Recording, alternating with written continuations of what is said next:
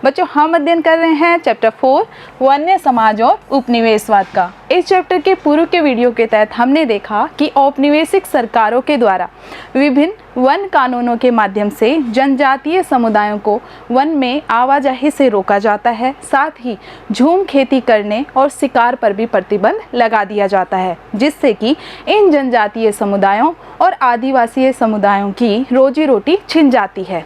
आज के वीडियो में हम अध्ययन करेंगे कि किस तरह से इन जनजातीय समुदायों के द्वारा औपनिवेशिक सरकार की गलत नीतियों का विरोध किया जाता है। इसके लिए संगठित होते हैं और विद्रोह का रास्ता अपनाते हैं। तो आज के वीडियो में हम डिस्कस करेंगे बस्तर के वन विद्रोह को।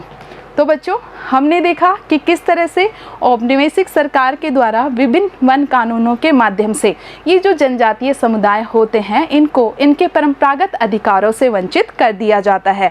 और हमने देखा परंपरागत अधिकार भी कौन कौन से थे कि इनको वनों में आने जाने से रोक दिया जाता है, जबकि इनकी पूरा का पूरा जो जीवन है, इनकी अर्थव्यवस्था वो पूरी तरह से वनों पर ही निर्भर थी।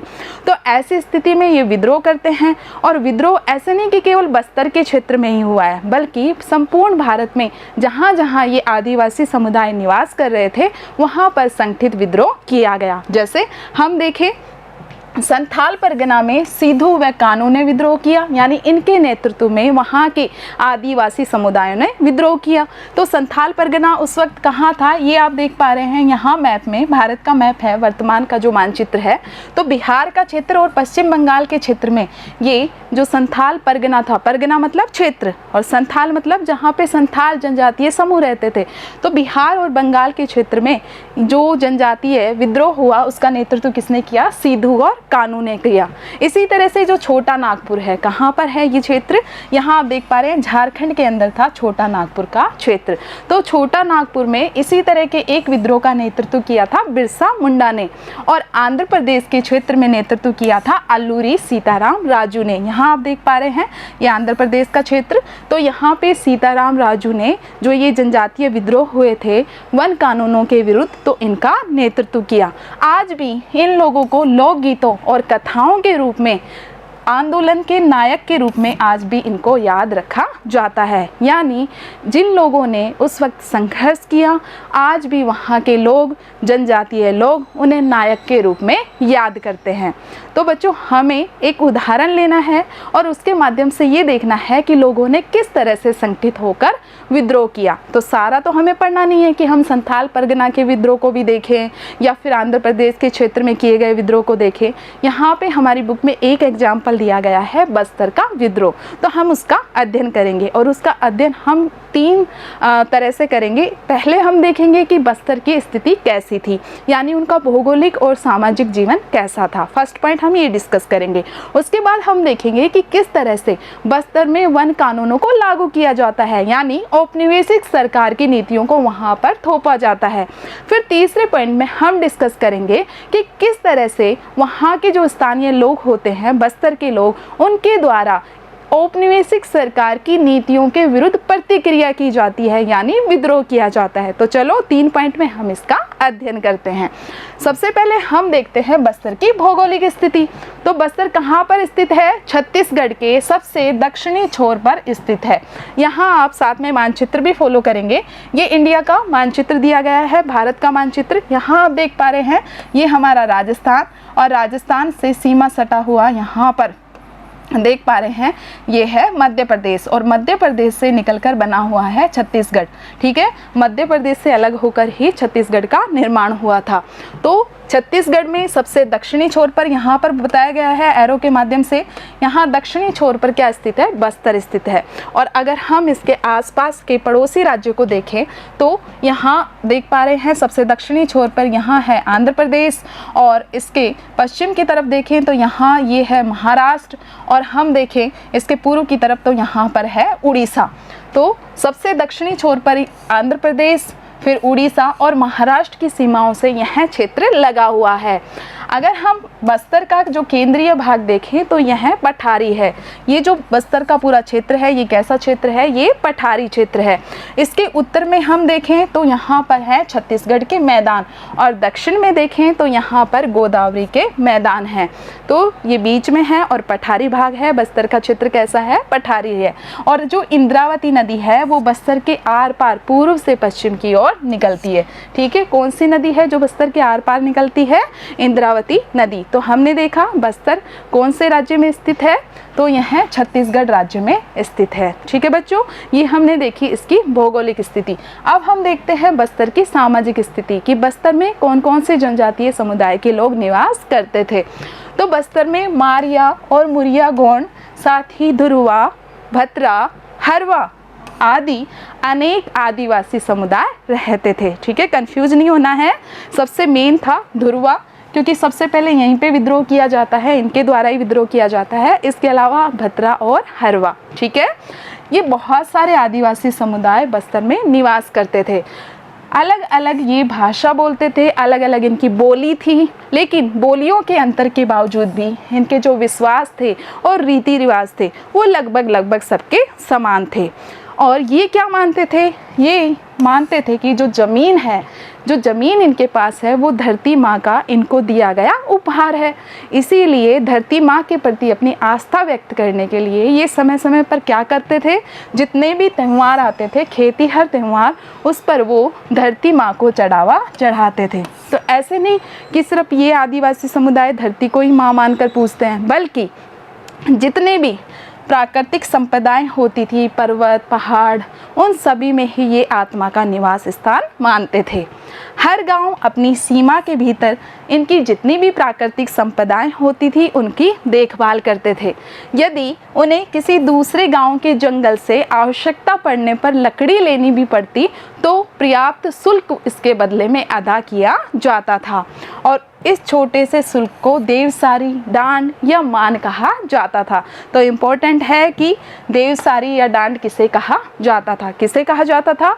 बस्तर के क्षेत्र में जो आदिवासी समुदाय होते थे वो यदि पड़ोसी गांव से, जो पड़ोसी क्षेत्र होता था, उससे लकड़ियां लेते थे तो बदले में क्या देते थे, शुल्क देते थे, कुछ फीस देते थे उसकी, और उसी को ही क्या कहा जाता था, देवसारी या डांड के नाम से जाना जाता था। कुछ गांव अपने जंगलों की हिफाजत हेतु अलग से चौकीदार रखते थे, जो कि इनके जंगलों या वनों की रक्षा करने का कार्य करते थे। तो हम क्या समझ पा रहे हैं कि जंगल इनके लिए बहुत महत्व रखते थे, भूमि इनके लिए बहुत महत्व रखती थी, उसकी वो पूजा करते थे। और यहाँ तक कि जंगलों की रक्षा करने के लिए क्या करते थे, एक चौकीदार भी रखते थे, जिसे वेतन के रूप में हर घर से थोड़ा थोड़ा अनाज दिया जाता था। हर साल में ये एक बड़ी सभा का आयोजन करते थे, जहाँ हर एक परगने के गांवों के मुखिया जुटते थे। ठीक है, परगना यानी क्षेत्र, गांवों का समूह। और जब ये सभा होती थी तो उसमें जंगल जैसे जितने भी महत्वपूर्ण मुद्दे होते थे उन पर विचार विमर्श किया जाता था। तो ये स्थिति क्लियर की गई है कि बस्तर के लोगों का सामान्य जीवन कैसा था, कि भाई वहाँ पे अलग अलग जनजातीय समुदाय के लोग निवास कर रहे हैं, पठारी क्षेत्र है। ठीक है, और अगर हम उत्तर में देखें तो यहाँ पर छत्तीसगढ़ का मैदानी भाग है, दक्षिण में देखें तो नदी का जो गोदावरी नदी है उसका मैदानी भाग है, बीच में ये बस्तर है, दक्षिण में स्थित है छत्तीसगढ़ के। ठीक है, फिर इसके बाद हमने देखा कि किस तरह से अलग अलग जनजातीय समुदाय के लोग रहते हुए भी परंपराओं, मान्यताओं, विश्वासों की दृष्टि से वो लोग एक हैं और भूमि को वो पूजते हैं।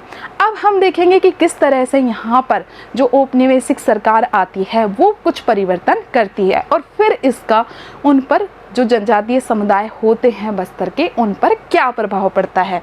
तो बच्चों, जैसे ही औपनिवेशिक सरकार यहाँ आई 1905 में, इन्होंने क्या किया, जंगलों को आरक्षित कर दिया। आरक्षित जंगल हम पढ़ ही चुके हैं, क्या होता है कि उसमें जो स्थानीय समुदाय होते हैं उनकी आवाजाही पर पूरी तरह से प्रतिबंध लगा दिया जाता है।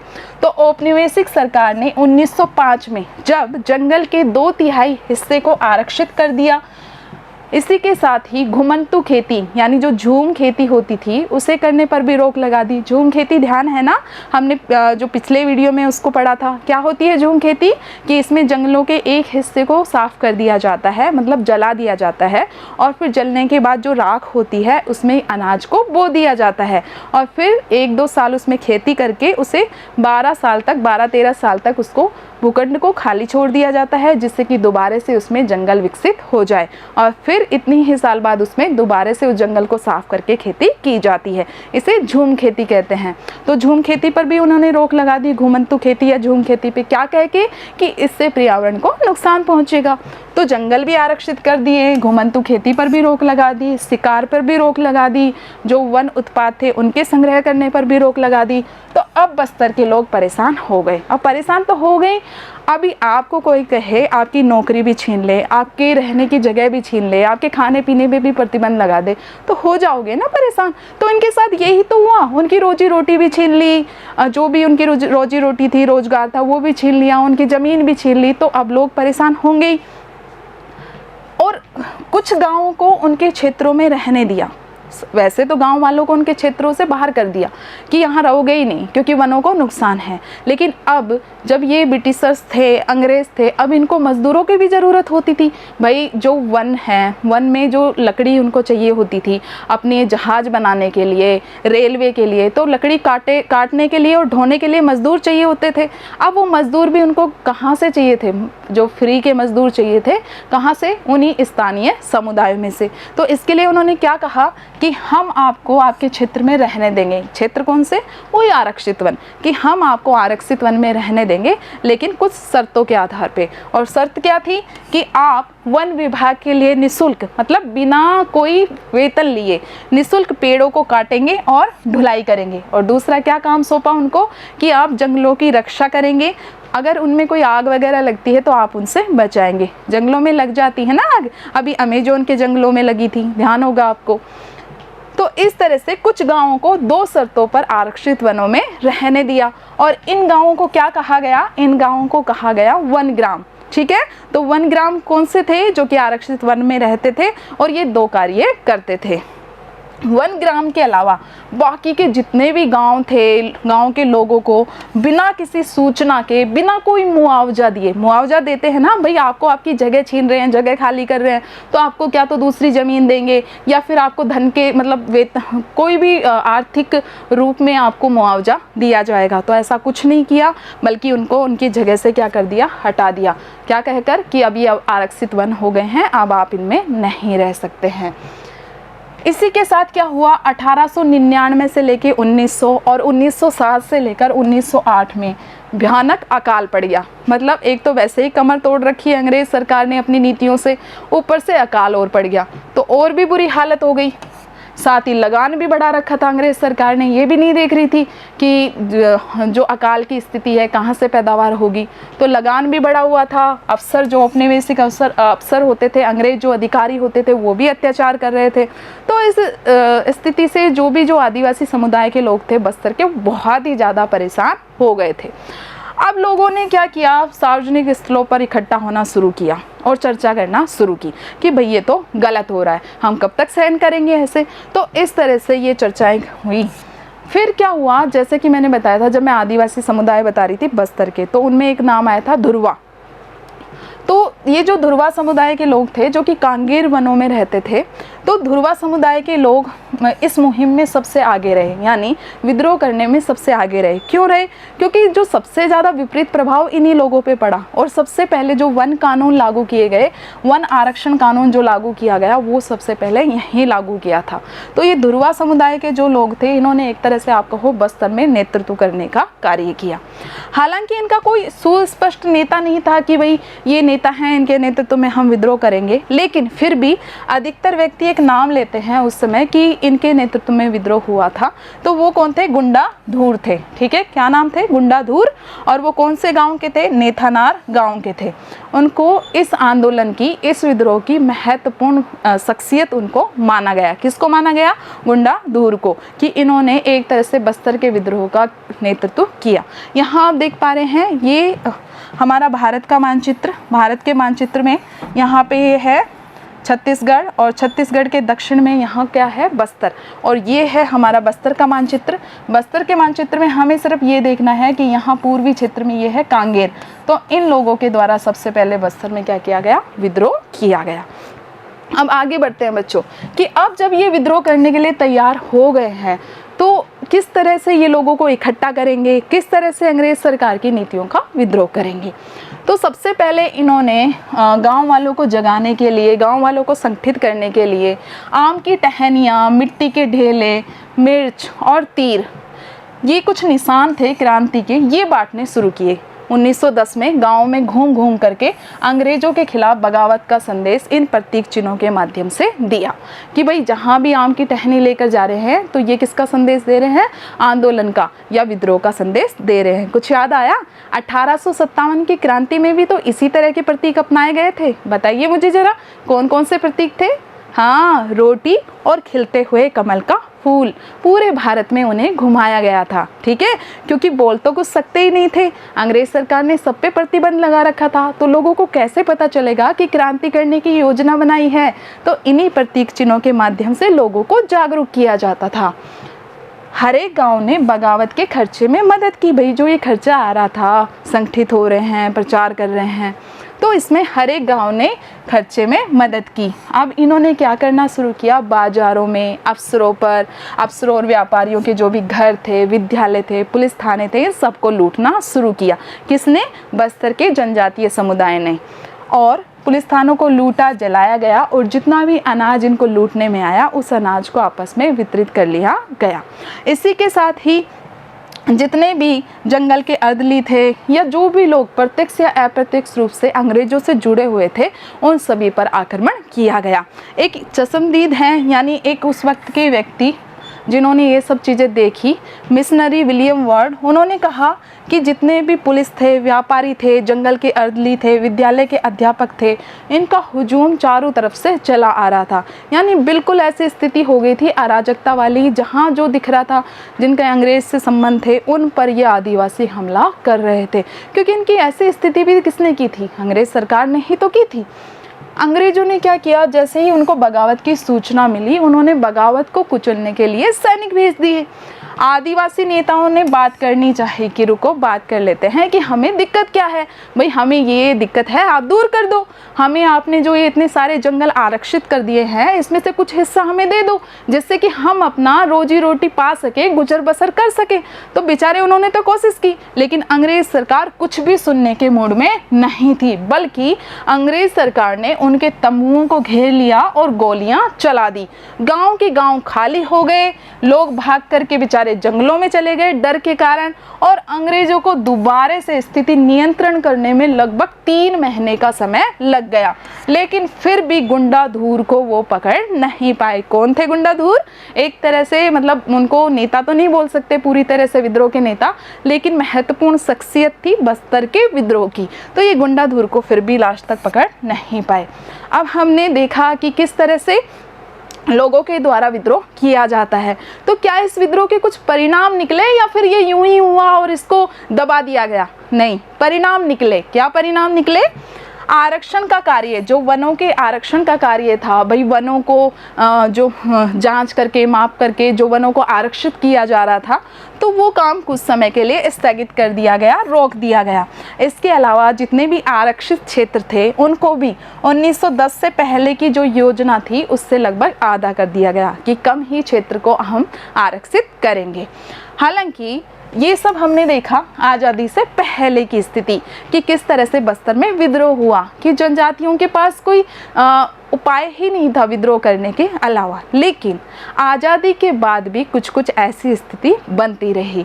आज़ादी के बाद भी लोगों को जंगलों से बाहर रखने और जंगलों के औद्योगिक उपयोग के लिए आरक्षित रखने की नीति कायम रही कि स्थानीय समुदायों को जंगल से बाहर रखा जाए, क्योंकि ये जंगलों को नुकसान पहुंचा सकते हैं। अरे भाई आप ये तो सोचिए कि ये आदिवासी समुदाय तो पूरी तरह से जंगल पर निर्भर हैं, आप कैसे इनको बाहर रख सकते हैं? इनका तो रोजी रोटी आधार सब कुछ छिन जाएगा। लेकिन आज़ादी के बाद भी यही नीति जारी रही कि स्थानीय समुदायों को जंगलों से बाहर रखो और जंगल को आरक्षित रखो व्यावसायिक उपयोग के लिए। यानी जंगल में ऐसी लकड़ियां उपजाओ जिससे कि क्या कर सकें, उसे बेच करके पैसा कमा सके, या उनसे जहाज और रेल बनाने वाली या व्यावसायिक उपयोग में आने वाली लकड़ी हम प्राप्त कर सके। तो इसी तरह की नीति रही। लेकिन यहाँ तक कि उसके बाद धीरे धीरे स्थिति परिवर्तन हुई है 1990, 80, 90 के। अगर आप 1970 में देखें तो विश्व बैंक ने कागज़ उद्योग को लुगदी उपलब्ध कराने के लिए 4600 हेक्टेयर प्राकृतिक जो साल के वृक्ष उपजाए जा रहे थे उनकी जगह देवदार के पेड़ लगाने का प्रस्ताव रखा। यानी अगर आप 1970 में भी स्थिति देखो ना तो क्या समझ में आ रहा है, साल वृक्ष की जगह देवदार के पेड़ लगाने के लिए बोला जा रहा है। यानी अभी भी व्यावसायिक उपयोग को ध्यान में रखा जा रहा था। लेकिन फिर धीरे धीरे जैसा कि मैंने बताया 1980, 90 तक जो पर्यावरणविद थे उन लोगों को चिंता हुई कि अगर ऐसे ही जंगल नष्ट होते रहे, स्थानीय समुदायों को बाहर रखा गया तो पर्यावरण के लिए संकट खड़ा हो जाएगा। तो स्थानीय जो पर्यावरणविद थे उनके विरोध के कारण ये जो परियोजना थी आरक्षित वाली भी और ये विश्व बैंक वाली भी, फिर इस परियोजना को रोक दिया गया। तो यहाँ अभी आप देख पा रहे हैं चित्र में, ये हैं देवदार के वन जो ऊपर से कौनधारी होते हैं, ठीक है। और यहाँ पे दिखा रखा है साल के वनों को। ये कुछ पिक्चर इसलिए डाली हैं जिससे कि आप इंटरेस्टिंग आपको ये टॉपिक लगे। तो बच्चों आज के टॉपिक में हमने क्या अध्ययन किया, हमने देखा कि बस्तर की भौगोलिक स्थिति, बस्तर कहाँ स्थित था, बस्तर की सामाजिक स्थिति देखी, बस्तर में कौन कौन से आदिवासी समुदाय के लोग रहते थे, हमने उनकी आर्थिक व्यवस्था को देखा कि किस तरह से वो वनों पर निर्भर होते थे, और फिर हमने ये भी देखा कि किस तरह से अंग्रेज सरकार की नीतियों ने उनके जनजीवन को, सामान्य जनजीवन को अस्त व्यस्त कर दिया, और फिर हमने देखा उनके विद्रोह को। तो आशा करती हूँ आपको ये बहुत अच्छे से समझ में आया है। अगले वीडियो में हम अध्ययन करेंगे इंडोनेशिया के जावा द्वीप में हुए विद्रोह के बारे में। धन्यवाद।